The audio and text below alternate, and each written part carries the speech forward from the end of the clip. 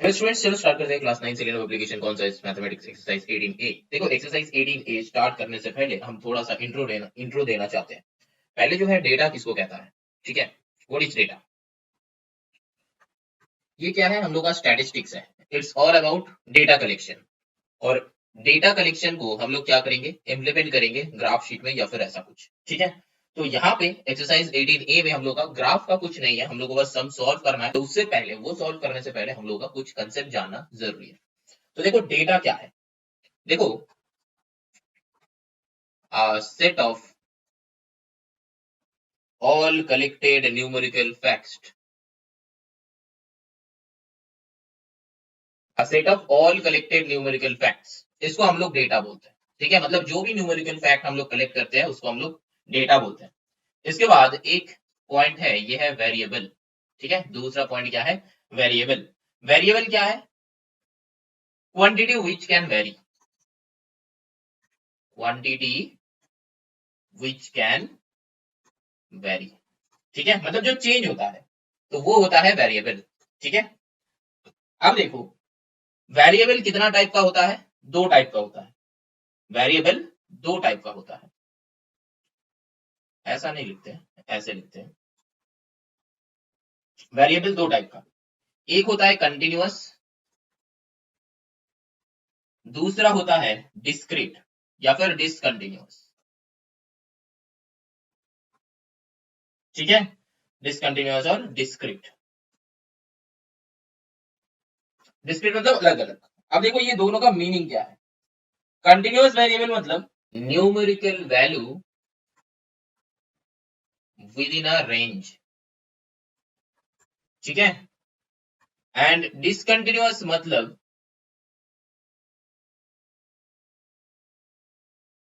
चाहे incapable of taking all possible values, इसको कहते हैं डिसकंटिन्यूअस। अब देखो, ऐसे समझ में आ नहीं रहा तो हम लोग क्या करते हैं, एक एग्जांपल देते हैं। चलो, कंटिन्यूअस का एग्जांपल क्या होता है? मान लो कि हाइट्स ऑफ द चिल्ड्रन, ठीक है। हाइट्स ऑफ द चिल्ड्रन, ठीक है। मतलब एक रेंज के अंदर है। मान लो कि एक क्लास में 10 बच्चा है, तो 10 बच्चे का हाइट जो है वो मान लो कि 150 से 170 तक सेंटीमीटर का बात कर रहे हैं। मतलब हाइट्स ऑफ चिल्ड्रन मान लो कि 150 सेंटीमीटर से 170 सेंटीमीटर तक है, ठीक है। हाइट्स का बात कर रहे हैं। 150 170 मतलब क्या है? 170 मतलब 5 फीट 7 इंच, ठीक है। तो ऐसा करके, तो इतना टाइप का है। तो ये होता है क्या, हम लोग का एक रेंज, रेंज आ जाता है हाइट्स, ठीक है। या फिर मान लो मंथली वेजेस, तो हर एक मंथ पे एकदम सेम एग्जैक्ट अमाउंट, या फिर यहाँ पे हम लोग लिख सकते हैं कि मंथली वेजेस। मंथली वेजेस मतलब हर एक मंथ पे, या फिर मंथली एक्सपेंडिचर भी लिख सकते हैं। मतलब हर एक मंथ पे सेम नंबर ऑफ अमाउंट हम लोग का खर्चा नहीं होता।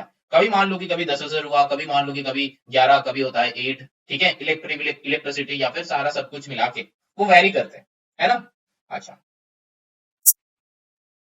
अब इसका एग्जाम्पल देते हैं डिसकंटिन्यूअस। डिसकंटिन्यूअस क्या है? मान लो कि फैमिली मेंबर,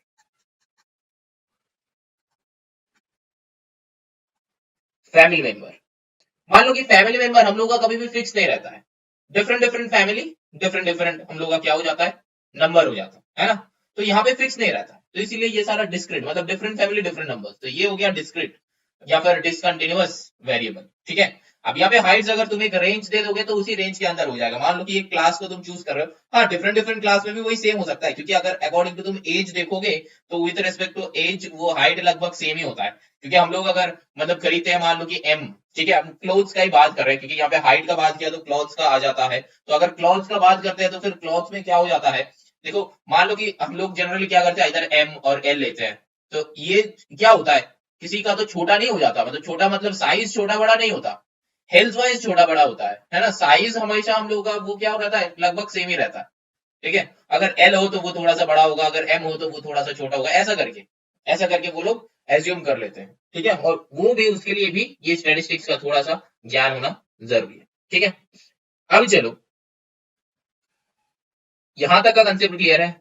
चल, यहाँ पे कुछ नहीं, कुछ थ्योरी समझा रहे हैं। अब देखो, एक अलग टाइप का हो जाता है, वो है रॉ एंड एरे डेटा, ठीक है। क्या है? Raw and arid data. Raw and array data क्या होता है? मान लो कि एक क्लास में 20 स्टूडेंट्स है, 20 students,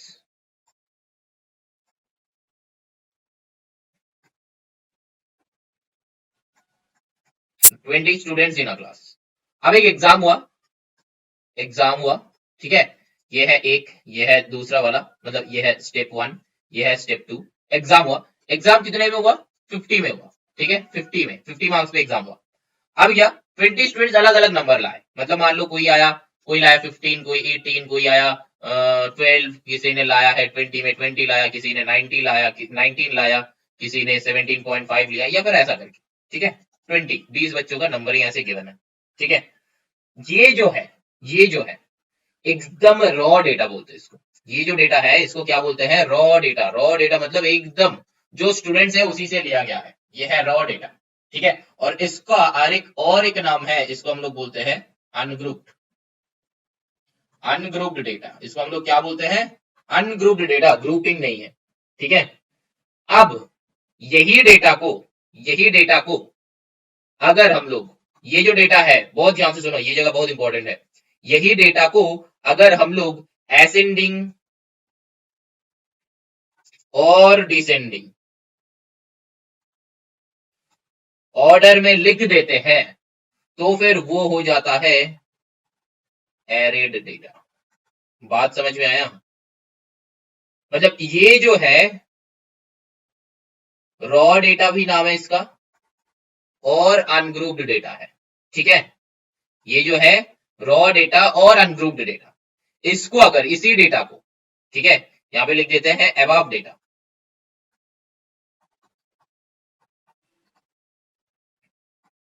Above data are arranged in ascending or descending order. Then it is called as arrayed data. बात समझ में आया? पक्का? ठीक है। अब इसको arrayed data in ascending order, arrayed data in descending order ऐसे हम लोग का कहा जाता है, ठीक है। तो यहां तक जो है एकदम बेसिक सा जो कंसेप्ट है ये हम लोग का क्लियर हो चुका है। अब क्या देखेंगे? अब देखेंगे कि टेबुलेशन कैसे करें, एक टेबल में इसको कैसे लिखें। देखो, हम लोग का जो एरेड डेटा है ना,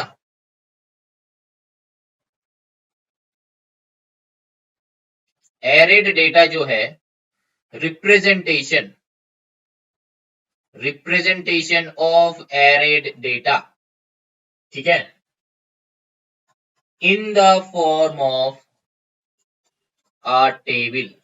representation of arrayed data in the form of a table is called as, क्या कहता है इसको? बोलो तो क्या कहता है? टैबुलेशन कहते हैं इसको, टैबुलेशन कहते हैं। बात समझ में आया कि नहीं? बोलो, आया? इसको टैबुलेशन कहते हैं, इस पे कंसेंट्रेट करना। अब देखो, इसके बाद एक और एक कंसेप्ट आता है, वो है फ्रीक्वेंसी। वो क्या है? फ्रीक्वेंसी। फ्रीक्वेंसी किसको कहता है? नंबर ऑफ ऑकरेंस, ठीक है। ये जो है ऑकरेंस जो है प्रोबेबिलिटी के भाषा हो गया, ठीक है।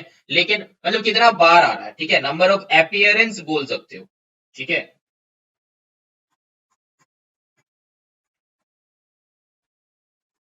नंबर ऑफ अपीयरेंस बोल सकते हो कि कितना बार आया। मान लो कि, मतलब जो एग्जांपल हम पहले दे रहे थे कि 20 स्टूडेंट्स था, 20 स्टूडेंट्स था, उसमें मतलब तुम्हारा अलग अलग नंबर लाया। मान लो कि जैसे कि 18 लाया, 19 लाया, फिर एक 19 लाया, फिर एक 20 आउट ऑफ 20 लाया 3 जन, ठीक है। फिर 16 लाया, 15 लाया, 12 लाया, 10 लाया, ठीक है। एक को जीरो भी मिल गया मान लो। तो ये जो है ना, ये जो है ना, इसको फ्रीक्वेंसी बोलते हैं कि 20 कितना बार आया। 20 आया है मान लो कि 5 टाइम्स आया, ठीक है। 5 बार आया 20, मतलब 5 जन को 20 मिला, 20 में 20 मिला। जीरो कितना जन को मिला? जीरो मान लो कि 2 जन को मिला, ठीक है, 2 पीपल। तो ये जो है ना, कितना बार आया, इसको हम लोग बोलते हैं फ्रीक्वेंसी, ठीक है। ये फ्रीक्वेंसी यहाँ पे हम जो समझा रहे हैं बहुत ध्यान से समझना, क्योंकि सब में यही सारा टर्म जो है यूटिलाइज होने वाला है क्वेश्चन में। अब देखो, यहाँ पे एक फाइनल टर्म हम लोग का आता है, वो है frequency distribution and frequency distribution table. क्या आता है? Frequency distribution and frequency distribution table.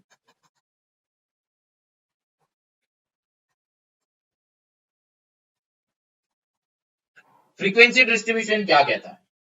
ठीक है, data showing their corresponding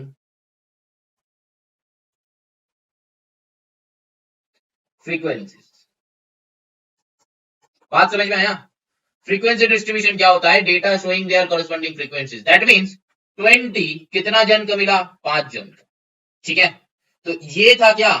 data. ये था क्या? फ्रीक्वेंसी। बात समझ में आया? इसको कहता है, ये जो है ना, हर एक डेटा का एक पर्टिकुलर फ्रीक्वेंसी रहता है। मान लो कि 15 कितना स्टूडेंट्स को मिला? मान लो कि 3 जन को मिला।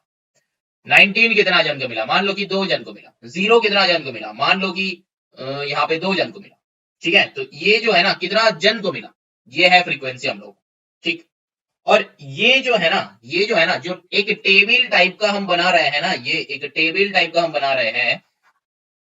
देखो यहां से इसको अगर ऐसे कर देंगे तो ये एक टेबल हो जाएगा, है ना। एक ऐसे अगर कर देते हैं तो ये एक टेबल बन जाएगा। नीचे का लाइन हम ड्रॉ नहीं कर रहे हैं क्योंकि नीचे और भी नंबर आ सकता है, क्योंकि यहाँ पे 5 3 8 प्लस 2 10 प्लस 2 12 जन का क्या है, बाकी और 8 जन का बाकी है, क्योंकि हम वो पहला क्वेश्चन का ही कर रहे थे 20 पीपल, जो मैंने लिया था एग्जाम्पल समझ के। तो ये जो होता है ना, ये हो जाता है, ये जो टेबल, ये टेबल को हम लोग बोलते हैं कि फ्रीक्वेंसी डिस्ट्रीब्यूशन टेबल। हम शॉर्ट में लिख रहे हैं frequency distribution table, but I hope तुम लोगों को समझ में आ जाएगा।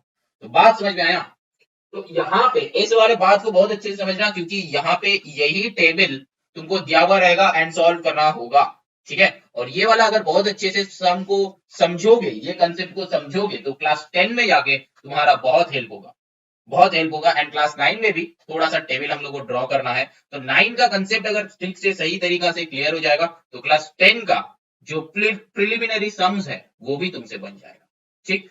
चलो आगे चलते हैं। देखो यहाँ पे जो है ना, अब हम लोग के पास दो टाइप का डेटा रहता है, मतलब दो टाइप का फ्रीक्वेंसी डिस्ट्रीब्यूशन हो सकता है। क्या है? एक है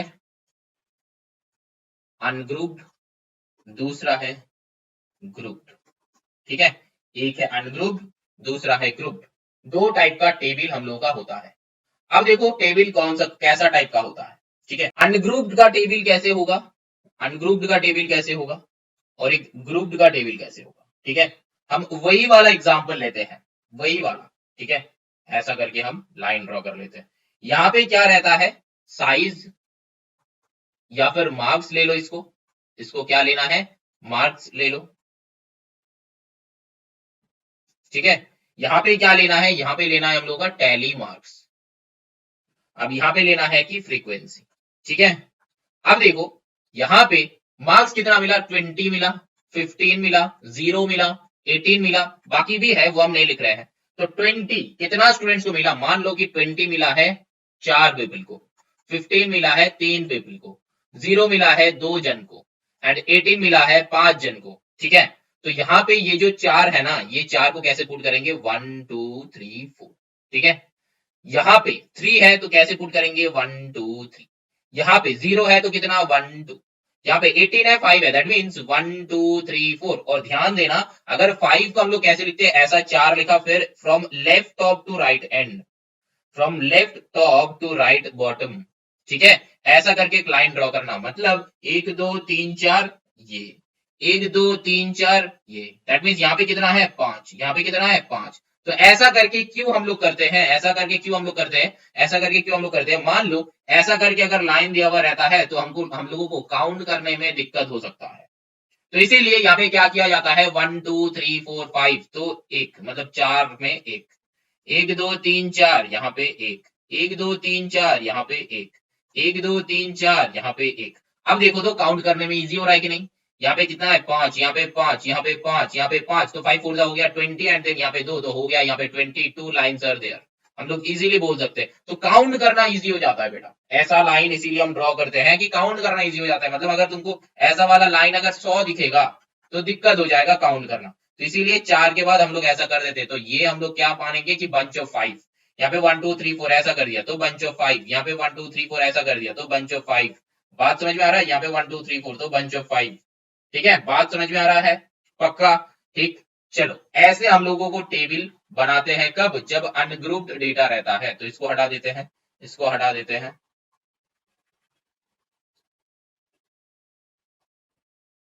अब देखो यहाँ पे क्या है, मान लो कि यहाँ पे, अब यहाँ पे फ्रीक्वेंसी का जो नंबरिंग है वो नंबरिंग लिखना है, और भी है नीचे वो हम नहीं कर रहे हैं। तो ये वाले जो टेबल हुआ ये है अनग्रुप्ड का टेबल। समझ में आया? ये जो लाइन 1 2 3 4 इसके बाद ये जो ड्रॉ कर रहे हैं ना, इसको हम लोग स्ट्रोक बोलते हैं। क्या बोलते हैं? स्ट्रोक बोलते हैं। ठीक है, इसको हम लोग स्ट्रोक बोलते हैं। ये जो लाइन है, ऐसा वाला जो लाइन है, इसका नाम होता है स्ट्रोक। ठीक है, चलो, ये क्वेश्चन नहीं है, कंसेप्ट है। अब देखो, यहां पे भी वही सेम वाला डायग्राम होगा, मतलब टेबल बनेगा। यहां पे भी लिखेंगे मार्क्स, यहां पे लिखेंगे कि टैली मार्क्स, यहां पे लिखेंगे कि फ्रीक्वेंसी। ठीक है, बात समझ में आ रहा है? अब देखो, यहाँ पे मार्क्स, यहाँ पे टैली मार्क्स, यहाँ पे फ्रीक्वेंसी। लेकिन हमको ऐसा डेटा नहीं चाहिए, अलग अलग नहीं चाहिए। हमको जानना है, हम क्लास में आके पूछा, मान लो कि हमें यहाँ पे दूसरा एग्जाम्पल, वही चलो वही सेम एग्जाम्पल लेते हैं। मान लो कि मैंने क्वेश्चन बहुत टफ बनाया, ठीक है, क्वेश्चन बहुत टफ बनाया कि 20 में क्वेश्चन था, और मतलब 20 पीपल का क्वेश्चन था, 50 में क्वेश्चन था। अच्छा, यहाँ पे हम जो ले रहे हैं ना, वो 50 मार्क्स नहीं, ये 20 में 20 मिला, मतलब 20 मार्क्स ले लिया था, क्योंकि 20 स्टूडेंट्स था, 20 मार्क्स है। ठीक है, ये यहाँ पे क्या क्वेश्चन कंसीडर किया? 20 स्टूडेंट्स, ठीक है, 20 मार्क्स, स्टूडेंट्स भी 20 है, 20 मार्क्स करके एग्जाम हुआ है। ठीक, अच्छा, यहाँ पे भी वही सेम ले रहे हैं, 20 स्टूडेंट्स है, 20 मार्क्स है। ठीक है, तो यहाँ पे मान लो वही सेम ही है, मतलब ये जो है 20 मिला 4 जन को, 15 मिला 3 जन को, 0 मिला 2 जन को, 18 मिला 5 जन को, ऐसा ही है, ऐसा ही करके बाकी आया है। लेकिन मैंने क्लास में आके पूछा कि 15 से ऊपर कितना स्टूडेंट्स को मिला, 15 से ऊपर कितना स्टूडेंट्स को मिला। मान लो 15 से 20 खड़ा होगा ना, 15 से 20 खड़ा होगा ना। बात समझ में आ रहा है? बात समझ में आ रहा है? 15 से 20 कितना स्टूडेंट्स को मिला। यहां पे मैंने फिर पूछा कि 10 के ऊपर कितना स्टूडेंट्स को मिला, मतलब 10 से 15 तक का कितना स्टूडेंट्स है। मैंने फिर पूछा कि 5 से लेके 10 तक कितना, फिर 1 से लेके 10 तक कितना, या फिर 0 से लेके 10 तक कितना स्टूडेंट्स को मिला।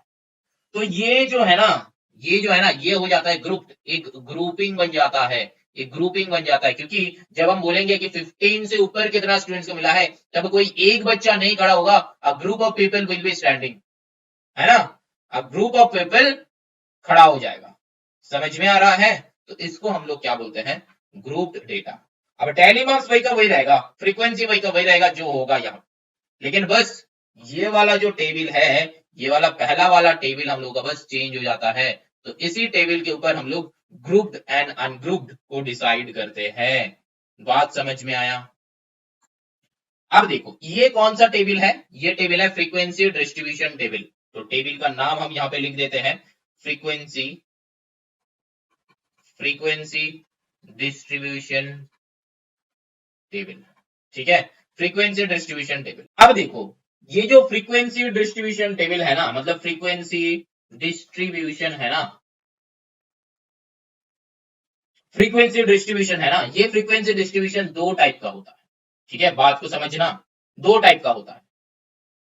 एक होता है इंक्लूसिव, एक होता है इंक्लूसिव, दूसरा होता है एक्सक्लूसिव। ठीक है, एक होता है इंक्लूसिव, दूसरा होता है एक्सक्लूसिव। इंक्लूसिव का मतलब क्या होता है? इंक्लूसिव का मतलब क्या होता है, बात को बहुत ध्यान से समझो। Upper limit does not coincide with the lower limit। अब बात को समझा रहे हैं, अपर लिमिट लोअर लिमिट क्या है। मान लो कि 1 से 10 है, ये है अपर, ये है लोअर, ये नीचे है, छोटा है मीन्स लोअर, ये हो जाता है अपर, मतलब जो ग्रुप का बात कर रहे थे ना, उसी का ये हो जाता है लोअर लिमिट, ये हो जाता है अपर लिमिट। ठीक है, तुमको ये वाला टर्म्स ना बहुत अच्छे से समझना है, क्योंकि यही वाला टर्म से क्वेश्चन आएगा। ये मतलब कंसेप्ट बहुत सिंपल है, क्वेश्चन बनाना बहुत सिंपल है, बहुत अच्छे से तुम मतलब तुम्हारा समझ में आ जाएगा। लेकिन तुमको अगर ये टर्म अगर पता नहीं होगा ना, तो फिर तुम बहुत सारे एमसीक्यू का आंसर नहीं कर सकते हो। तो इसीलिए ये सारा जो है टर्म्स जो है जानना जरूरी है, इसका मतलब क्या है ये जानना जरूरी है। तो ये जो 1 से 10, मान लो कि 20 से 30 ऐसा कुछ रेंज गिवन है, तो फिर ये 20 हो जाता है लोअर लिमिट, ये 30 हो जाता है अपर लिमिट। बात समझ में आया? मतलब जो छोटा वाला है वो हो जाता है लोअर, ये जो बड़ा वाला है वो हो जाता है अपर। लेकिन अगर मान लो कि 30 से 20 गिवन है, मतलब बड़ा से छोटा गिवन है, तो फिर ये हो जाएगा लोअर, ये हो जाएगा अपर। दैट मीन्स ऑलवेज ऑलवेज यहाँ पे क्या होता है, छोटा वाला मतलब जो लेफ्ट में रहता है वो हो जाता है लोअर लिमिट। बात समझ में आया, जो छोटा होता है वो हो जाता है लोअर लिमिट। अब चलो आगे चलते हैं। लेकिन कभी भी ऐसा टाइप का टेबल गिवन नहीं रहेगा कि 1 से 10, फिर 20 से 10, फिर 20 से 30, फिर 30 से 40, ऐसा टाइप का नहीं गिवन रहेगा। सीक्वेंस सेम होना पड़ेगा। सीक्वेंस मतलब अगर तुम्हारा असेंडिंग टू डिसेंडिंग हो रहा है तो 1 से 10, 10 से 20, 20 से 30 ऐसा ही होगा। और अगर तुम्हारा उल्टा रहता है कि 10 से 1 फिर होता है, मतलब ऐसा भी उल्टा नहीं, कंटिन्यूअस होगा एकदम बड़ा से छोटा। मतलब मान लो कि यहाँ पे 30 तक तो यही लास्ट वाला ऊपर रहेगा, मतलब 30 से 20, फिर 20 से 10, फिर 10 से 1, ऐसा रहेगा। कोई एक रहना है, दिस और दिस, ये दो टाइप का टेबल होना जरूरी। चलो अब आगे चलते हैं। तो आई होप बात समझ में आ रहा है धीरे धीरे। बाकी सारा जो कंसेप्ट है वो कंसेप्ट क्लियर होगा, लेकिन पहले हमको एमसीक्यू का जो नंबर्स है उस पर भी फोकस करना है, कंसेप्ट पे फोकस करना है, क्योंकि कंसेप्ट ही इंपॉर्टेंट है यहाँ पे स्टैटिस्टिक्स में। अब देखो यहाँ पे क्या हो जाता है कि मैंने क्या बताया, upper limit does not coincide with the lower limit. That means अगर मान लो कि यहाँ पे एक ऐसा टेबल है, अब देखो थोड़ी ही देर में हम तुमको एक टेबल ड्रॉ करके दोनों समझा रहे हैं। तो अब देखो ये एक्स, अब देखो यहाँ पे क्या हो जाएगा, upper limit coincides with the lower limit of next class। अब ये जो बातें हैं ये हम यहाँ पे लिख रहे हैं, अब इसके बाद ही हम समझा रहे हैं। ये क्या है, upper limit does not coincide with the lower limit. यहाँ पे क्या है, upper limit coincides with the lower limit of next class. इसका मतलब क्या है, देखो एक ऐसा टेबल है, ठीक है, एक ऐसा टेबल है,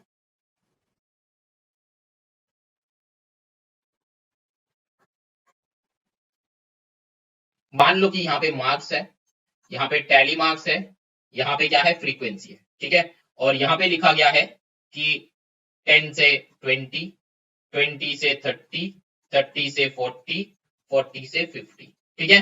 और यहाँ पे मार्क्स मतलब कितना कितना मिला है, 10 से 20 में कितना पीपल है।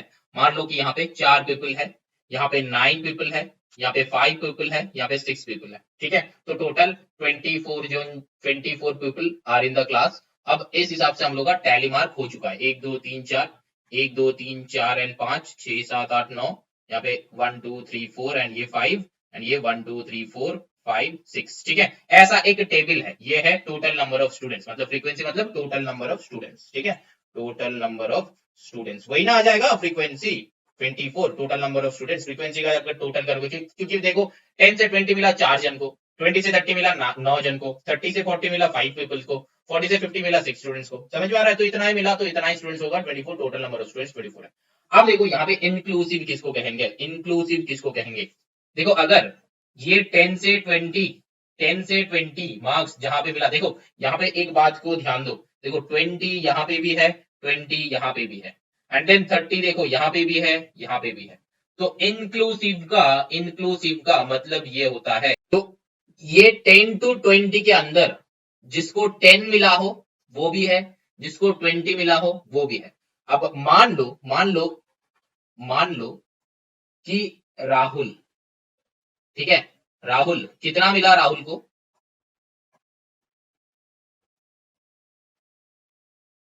मान लो कि एक बंदा है राहुल जिसको 10 मिला है, ठीक है, एंड एक और एक बंदा है राजीव, ठीक है,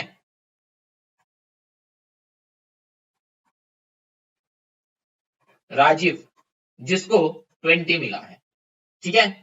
मार्क्स कितने में हुआ, 50 का एग्जाम है, तुमको दिख ही रहा है 50 में एग्जाम हुआ है, क्योंकि 50 में एंड हुआ है। तो अब देखो यहाँ पे राहुल एक बंदा है जिसको 10 मिला हो, एंड राजीव एक बंदा है जिसको 20 मिला हो। तो यहाँ पे ये वाले 10 से 20 में ये दोनों ही इंक्लूड रहेगा, दोनों ही इंक्लूड रहेगा, मतलब ये वाले में ये भी इंक्लूड है, ये भी इंक्लूड है, तब जाके इसको हम लोग बोलते हैं इंक्लूसिव। इंक्लूसिव।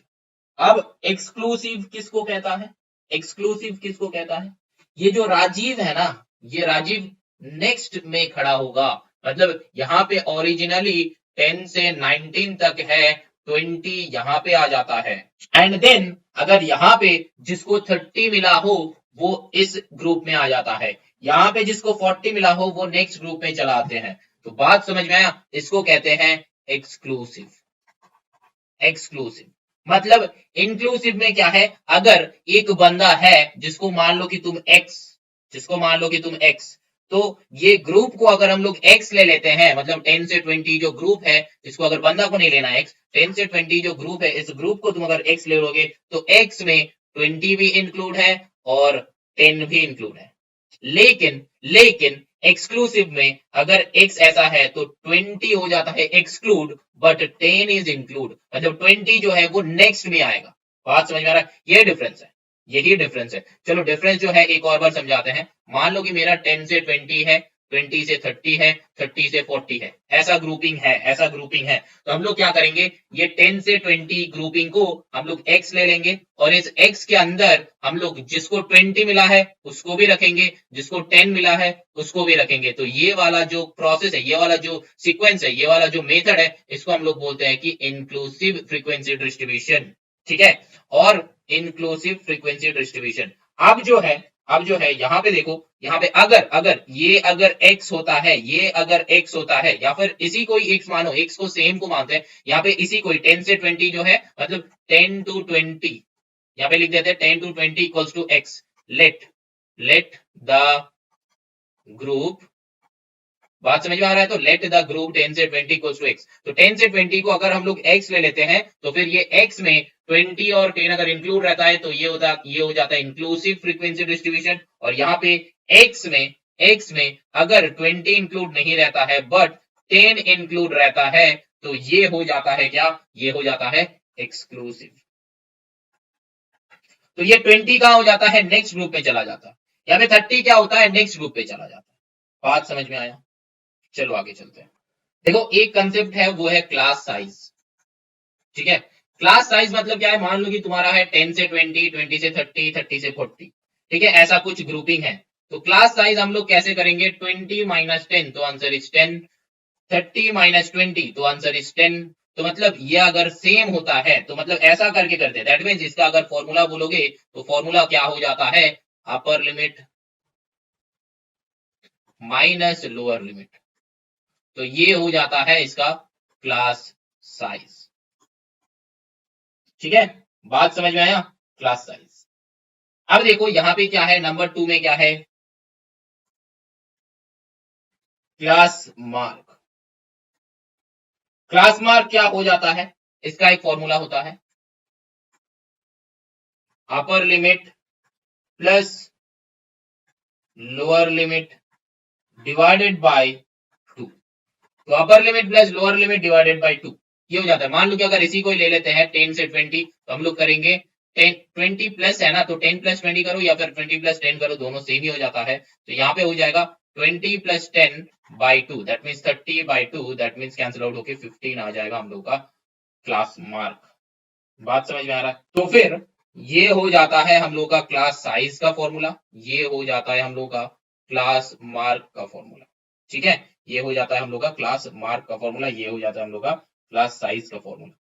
ठीक है, चलो अब यहाँ पे एक और एक कंसेप्ट है जो है क्यूमुलेटिव फ्रीक्वेंसी, CF जो बोलते हैं हम लोग इसको, क्यूमुलेटिव फ्रीक्वेंसी।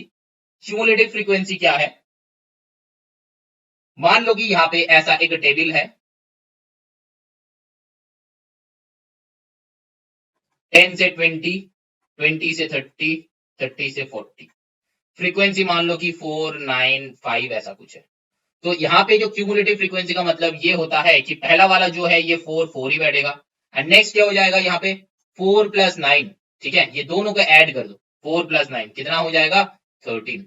अब 4 प्लस 9 करूं या फिर ये जब नेक्स्ट वाला होगा तब ये तीनों ही ऐड हो जाएगा, ये तीनों ही ऐड हो जाएगा। मतलब क्यूमुलेटिव फ्रीक्वेंसी अगर निकाल रहे हो तो फिर जहां मतलब जो प्लेस का निकाल रहे हो उसी प्लेस तक एकदम स्टार्टिंग से सारा का एडिशन, मतलब यहाँ पे कितना हो जाएगा 9 प्लस 4 कितना हो जाता है 13, 13 प्लस 5 हो जाएगा 19। बात समझ में आ रहा है, 19 होता है कि 18 होता है, 18 होता है ना, 5 4 9 9 18। ठीक है। अगर मान लो कि इसके बाद होता है फिर भी 40 to 50 है और यहाँ पे 10 है, तो हम लोग का फिर से यहाँ से एकदम स्टार्टिंग से यहाँ तक ऐड हो जाएगा।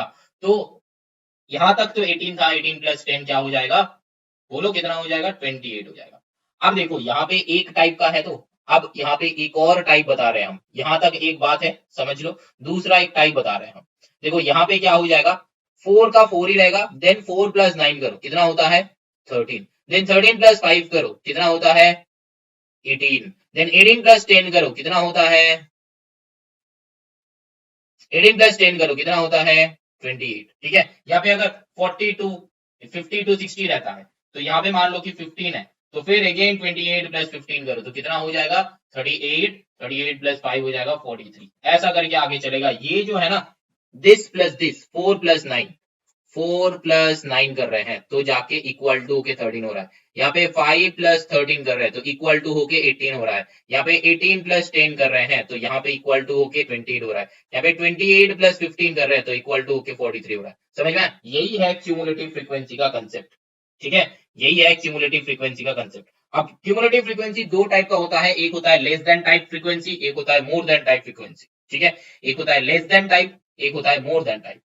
अब देखो less then type more then type का क्या होता है, क्या मतलब होता है, कुछ नहीं, लेस देन टाइप में ना बस यहाँ पे जो 10 से 20, 20 से 30 ऐसा लिखा हुआ है ना, तो ये ग्रुपिंग नहीं रहता है, इसकी जगह पे क्या बन जाता है, ऐसा हो जाता है कि लेस देन 20, यहाँ पे हो जाता है कि लेस देन 30, यहाँ पे हो जाता है कि लेस देन 40, यहाँ पे हो जाता है लेस देन 50, यहाँ पे हो जाता है लेस देन 60, ऐसा करके। और ये जो है वही का वही हो जाता है। देखो लेस देन 20 मतलब लेस देन 20, 20 से नीचे कितना जन है, देखो 4 जन है ना। अब देखो 30 से नीचे कितना है, लेस देन 30 मतलब ये 20 एंड 30 मतलब पूरा 10 से लेके हम बात करेंगे, है ना। तो टोटल 13 प्लस 4 टोटल कितना हो जाएगा, टोटल 17 हो जाएगा। मतलब क्यूमुलेटिव फ्रीक्वेंसी को ऐड करेंगे, क्यूमुलेटिव फ्रीक्वेंसी को ऐड करेंगे नहीं, ये इसको फ्रीक्वेंसी को ऐड करेंगे। ठीक है, फ्रीक्वेंसी को ऐड करेंगे, मतलब कितना पीपल है यहाँ पे, स्टूडेंट्स, फ्रीक्वेंसी मतलब स्टूडेंट्स। ठीक है, तो यहाँ पे 4 जन था, लेस देन 20 4 जन था, लेस देन 30 कितना है 13, यहाँ पे लेस देन 40 कितना है 18, यहाँ पे लेस देन 50 कितना है 28, यहाँ पे लेस देन 60 कितना है 43। बात समझ में आया कैसे करना है, बात समझ में आया।